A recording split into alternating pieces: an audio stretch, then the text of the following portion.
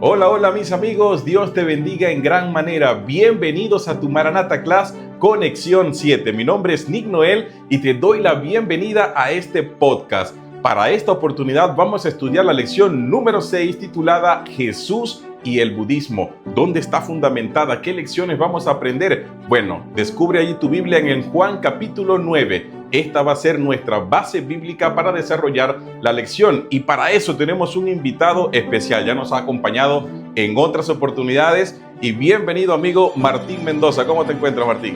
Muy bien, Nick, muchas gracias por esta invitación y también a todos los que nos están viendo. Bienvenidos a esta lección y alista tu Biblia, tu lección y los apuntes que vas a tener ahí en cuenta en este repaso. Vamos a aprender apologética en base a Jesús y el budismo, Martín. Así es. Para mí también es algo novedoso, pero ahí vamos. Bueno, no te lo pierdas, te esperamos.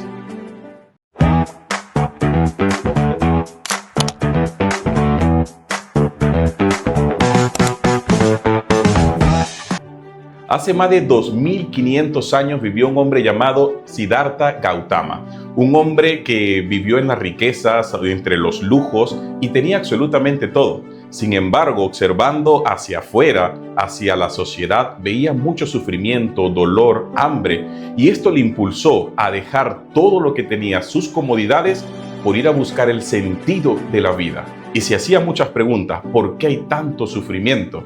Esto le impulsó a seguir indagando, a buscar la luz continuamente, y hoy en día reúne a más de 520 creyentes a raíz de esa búsqueda. Un hombre que es más conocido el día de hoy como Buda. Querido Martín, esta ideología, esta creencia que viene hace de muchos años, cientos de años atrás, hoy día permea la sociedad por muchas culturas, en muchas ciudades, en muchos países, más que todo orientado en Asia. ¿Has tenido una opinión acerca del budismo y sus raíces? Sí, mira, yo la primera vez que escuché fue en la etapa escolar, ¿no? Donde en la parte de historia, cuando ves las culturas y aparte algunas imágenes en casa, los libros, y ahí comencé a ver acerca de Buda, ¿no? El iluminado que trataba de buscar una solución para el sufrimiento que contempló al salir de su palacio y las riquezas que había gozado, ¿no?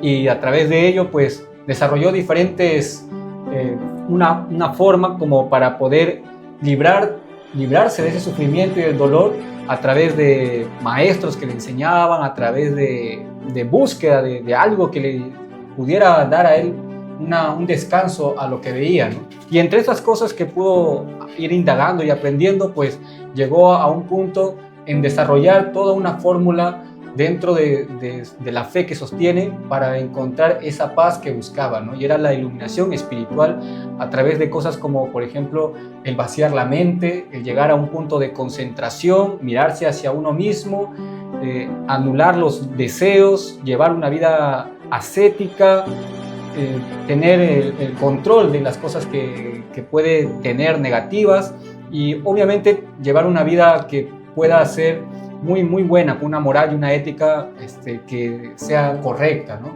Pero todo ello era con el fin de tener esa culminación del dolor y del sufrimiento, ¿no? Pero se basaba mayormente en vaciar su mente, encontrar esa paz, ¿no?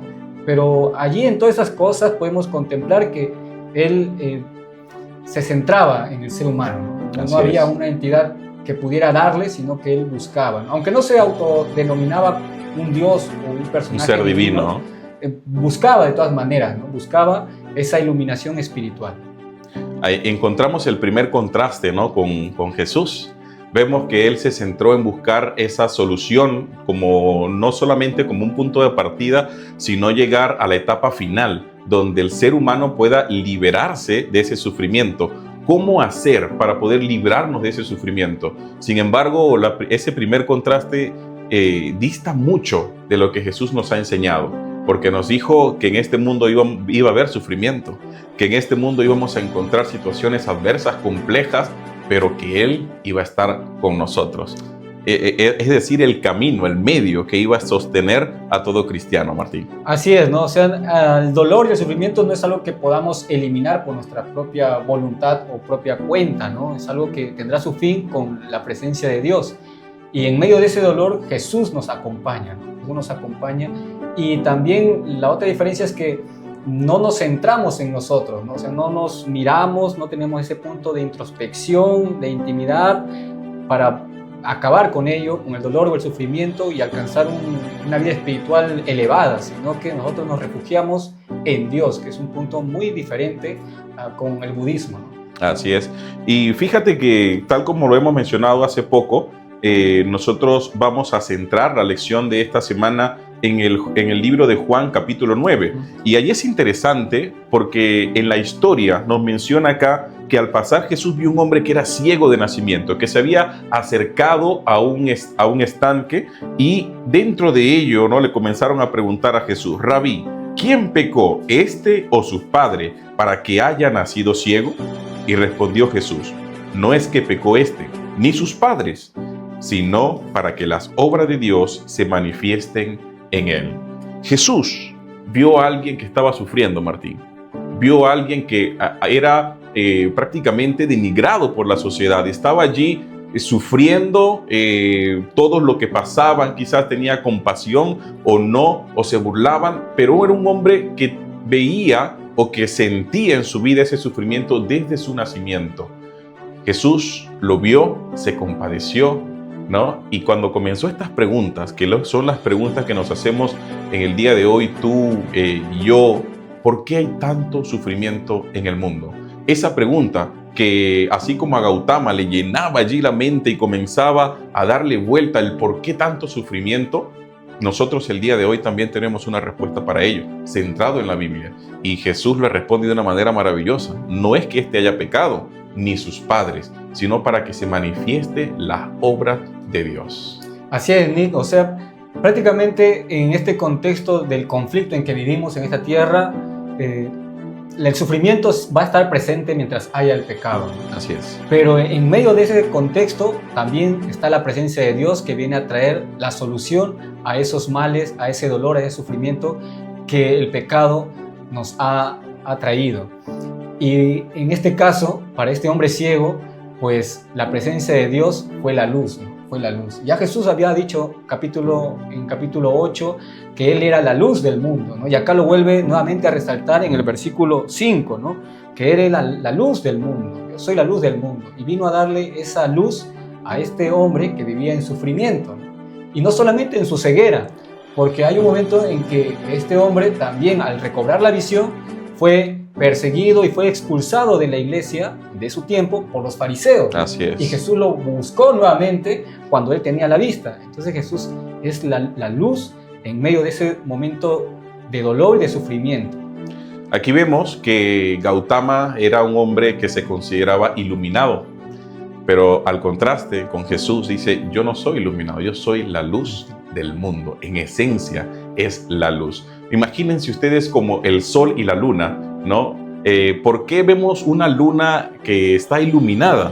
Por la luz del sol. Así es. Pero el sol es que irradia y la luna recibe y transmite. Entonces, ahí está, amigos. Nosotros creemos en un Dios que es paz. No necesitamos estar haciendo meditaciones para, como está en la parte de la creencia, ¿no?, budista, que tenían que vaciar su mente. Más bien Jesús nos llama, nos exhorta a poder llenar nuestra mente con el Espíritu Santo, con su palabra, de poder experimentar esa experiencia única, esa comunión inolvidable con nuestro Dios. Allí que nosotros podamos tener esa relación con nuestro Dios y llenar nuestra mente y nuestro corazón. Con su palabra, ¿no? Con su palabra. Con su presencia. Es algo que marca la diferencia, ¿no? Y no solamente con la religión o la fe de los budistas, sino con la mayoría de religiones a nivel del mundo, de las culturas, se centraban mayormente en lo que el hombre podía hacer para alcanzar a un grado espiritual mayor o alcanzar la salvación, ¿no?, con métodos y esfuerzos humanos. Sin embargo, la fe cristiana muestra que la salvación es por gracia, ¿no?, de un ser divino que nos otorga esa paz en medio del sufrimiento, que nos otorga la redención, la salvación, de pura gracia por su amor. El mundo budista busca aislarse de los problemas, ¿sí? Buscan apartarse para que las personas puedan encontrarse consigo mismo, para que puedan vaciar su mente, su ser entero y poder encontrar esa liberación del sufrimiento. Jesús, cuando vio a este hombre padecer, se acercó, no se aisló, sino que vio la necesidad y fue y la tocó, la acompañó, estuvo en ese momento con él, y estoy seguro que también estará contigo, está con nosotros. Yo estoy seguro que en muchas circunstancias de nuestra vida, a lo largo de nuestro crecimiento, hemos pasado situaciones difíciles, y allí ha estado Dios. Entonces creo que nos da la seguridad, Martín, de nosotros podernos sentir privilegiados. Somos hijos del Rey de Reyes y Señor de Señores, que a pesar de los problemas que podamos tener de desempleo, de enfermedades, de situaciones difíciles que por las cuales nos toca pasar, Dios está allí. Y eso es lo que nos hace realmente vivir de felicidad. Vivir que, así como me recuerda un poco la historia de Pablo y Silas, ¿no? Estando allí presos, en medio del dolor, con sus grilletes, con todo amarrado, ensangrentados, vivían allí cantando.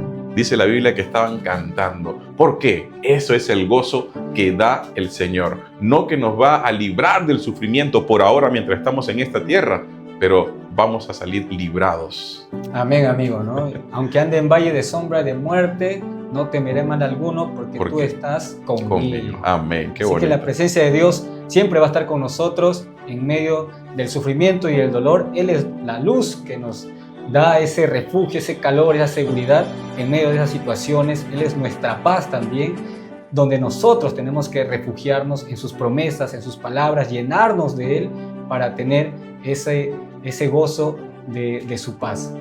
Ahora, Martín, ¿te han dicho en algún momento, oye, Martín, vamos a hacer yoga, quieres meditar, ¿no? Para poder tener una mejor concentración? ¿O has escuchado a alguien que le gusta hacer yoga o algo de eso? Sí, exactamente. Tengo amigos también que como cuando se pone de moda alguna cosa, pues se ponen le visten de blanco, comienzan a hacer meditación frente al sol, en las orillas del mar. Y yo pude ver, ¿no? Una familia haciendo todo ese tipo de meditación con algunas posiciones que tienen ellos dentro de la fe, entonces, de su fe. Y bueno, tratan de buscar de esa manera la paz, la tranquilidad, la iluminación, algo relacionado con lo espiritual, ¿no? Uh-huh. Incluso en el TikTok también una vez me preguntaron acerca de la meditación, ¿no? Que si pertenecer a la iglesia está bien hacer o no la meditación, y traté de responder porque la meditación oriental que presenta el budismo es muy diferente a la meditación que presenta la palabra de Dios o con principios bíblicos, ¿no? Entonces, mientras que en uno nos pide que vaciemos nuestra mente, tengamos respiraciones profundas, tengamos una introspección, lleguemos a saber en dónde estamos ubicados. La fe cristiana muestra que debemos llenar nuestra mente con la palabra de Dios. Tenemos que vaciar nuestro corazón en los brazos de Dios, ¿no? Llenarnos de su presencia, alcanzar ese gozo espiritual teniendo conexión o intimidad con Dios. Pero no alejarnos, no vivir en soledad, no ser ascéticos, no vivir ahí refugiados en rincones aislados de la sociedad o del dolor, como queriendo escapar, ¿no? Sino que afrontarlo, pero teniendo la seguridad que Dios está con nosotros. Y eso es la meditación cristiana, ¿no? O sea, pensar en la palabra de Dios, qué lecciones puedo sacar para afrontar las dificultades que vienen en el día a día.